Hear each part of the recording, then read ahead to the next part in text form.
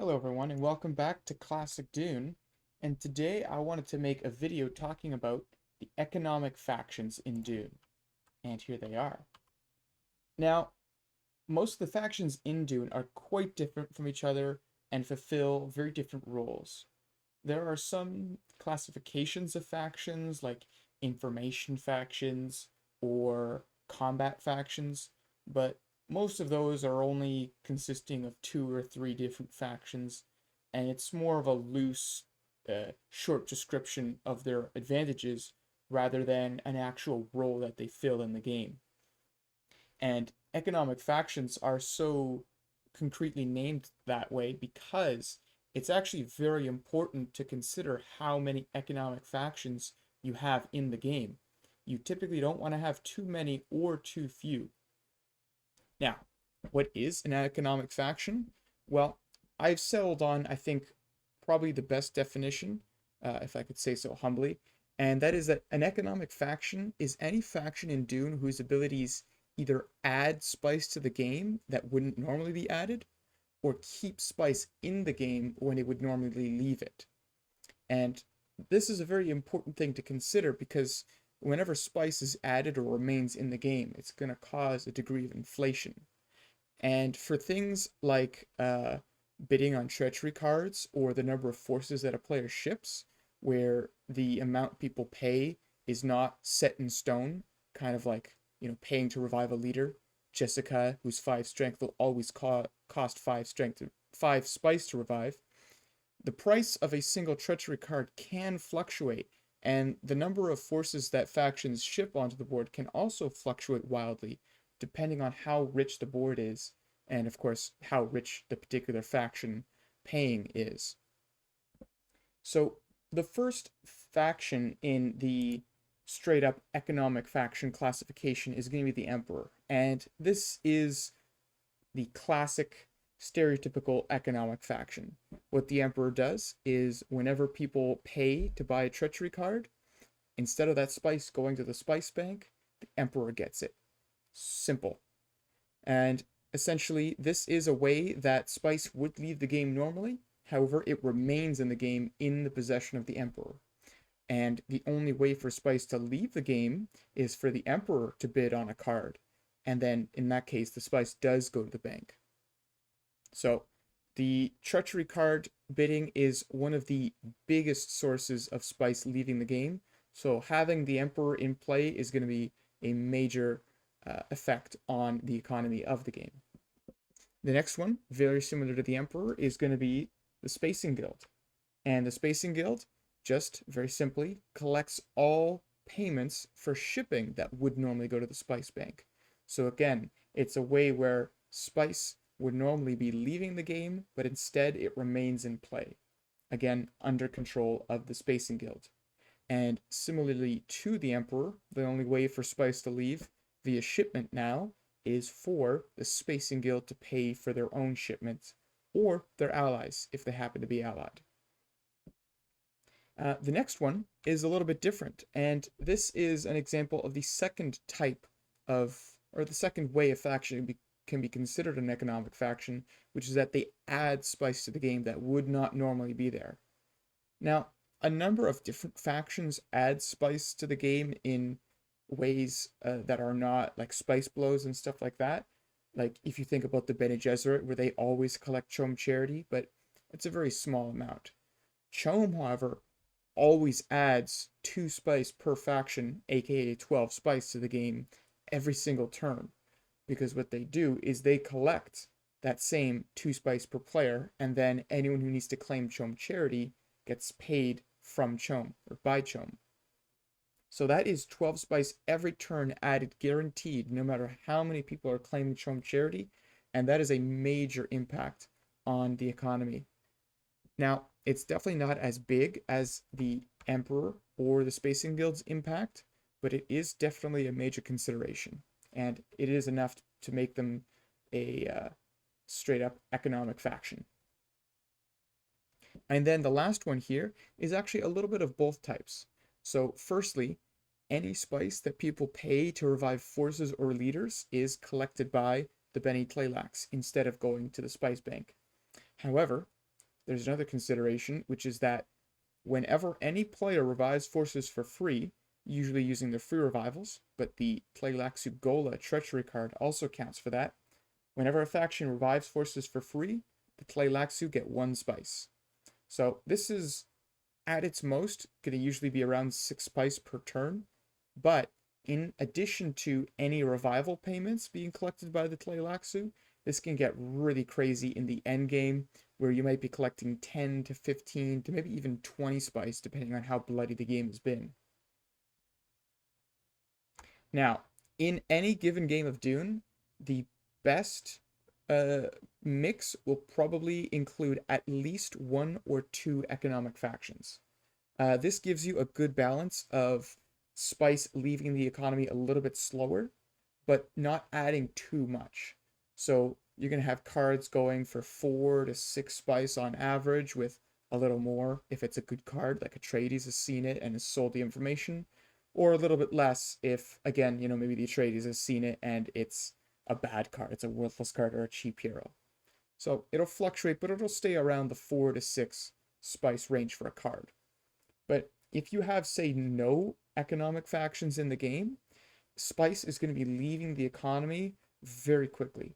And it's going to be the point where everyone's going to be very poor, very few forces will be shipped, cards are going to go for a lot cheaper, and it's certainly an interesting game. There's no game of Dune I wouldn't recommend players trying at least once, and that includes 0 or all 4 economic factions.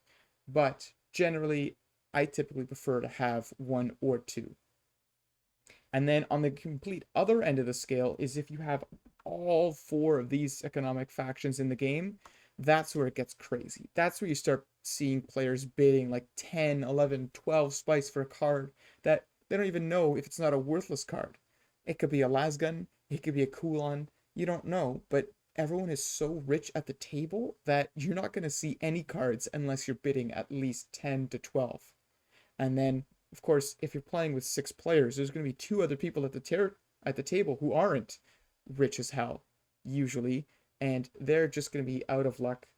And these games are really brutal. I mean, hey, play it at least once, you know what I'm talking about, but I would not play in a game that has 3 or 4 economic factions.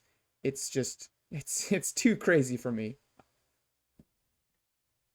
Now, there is a pseudo-economic faction that's a little bit less impactful, but it does fulfill similar roles.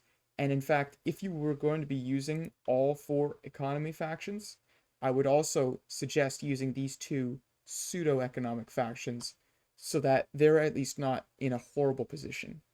And these factions are going to be the Riches and the Fremen. So first up for the Riches, they have a little bit of an Emperor kind of gameplay going on, where they'll be able to sell 1 or 2 in the advanced game with their black market ability, 2 cards every turn, and the bids on those cards will be collected by the Riches, even if there is an Emperor at the table. So if there's no Emperor, then they function as a pseudo-economic faction, where spice on 1 or 2 cards that would otherwise leave the game stays in the hands of the Riches. And because their Riches special cash treachery cards are on average better than normal treachery cards, the spice, the price for it will usually tend to be a little bit higher than a normal treachery card. They also have a bit of a cheap shipment, where they can use their no fields to get 3 or 5 forces shipped for only 1 or 2 spice, which is, mind you, better than the guild's half-price shipment ability in most cases. So that will also have an effect on the amount of spice leaving the economy if the guild is not in play. And then the last faction I have here is the Fremen. So the Fremen, they don't actually really keep any spice in the game.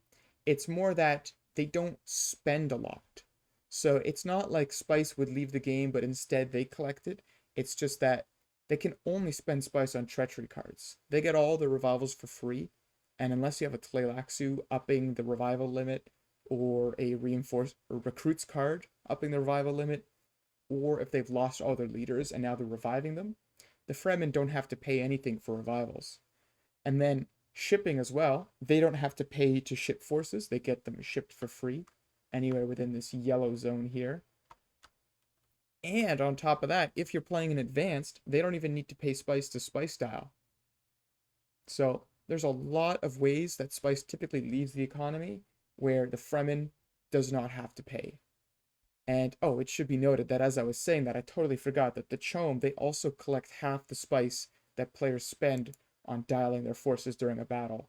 And this typically isn't going to be a large source of spice since it is only half of the spice used to dial with and it's rounded down. So a lot of times they won't even be collecting anything from battles because a player would have to spend at least 2 spice dialing their forces in order for CHOM to collect any of it. So yeah, these pseudo-economic factions, they don't have an impact, as big an impact on the economy like these 4 do, to where I would say it doesn't really matter if you include them or not, but they are a bit of an interesting analysis on the small way that they can affect the economy.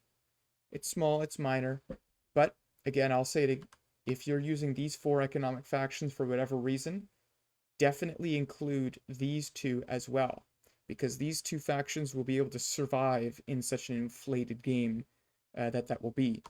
Because richesse, the treachery card prices fluctuate with the wealth of the table, right? So when the richesse put a card up for auction, everyone's rich, so richesse was going to collect more spice from it than they would otherwise if the table was poor. And then at the same time, Fremen, the only thing they could spend spice on is treachery cards, and none of these factions here are typically very incentivized to go hunting for spice blows.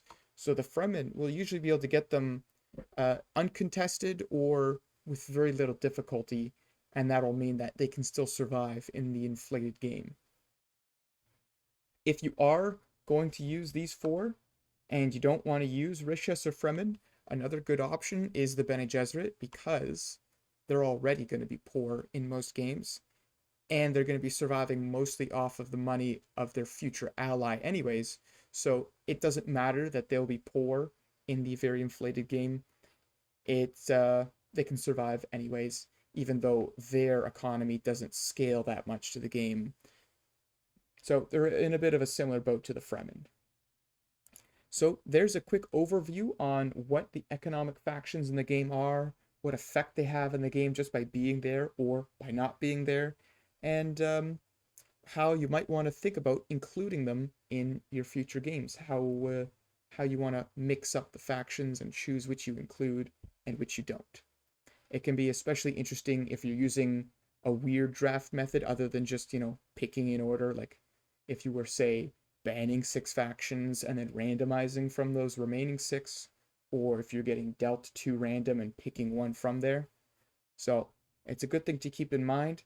And if you've ever noticed the game where cards have been going for a lot of spice or very little spice, this might have been a very big impact on why that happened. So that's all for today, and until next video, I'll catch you guys later.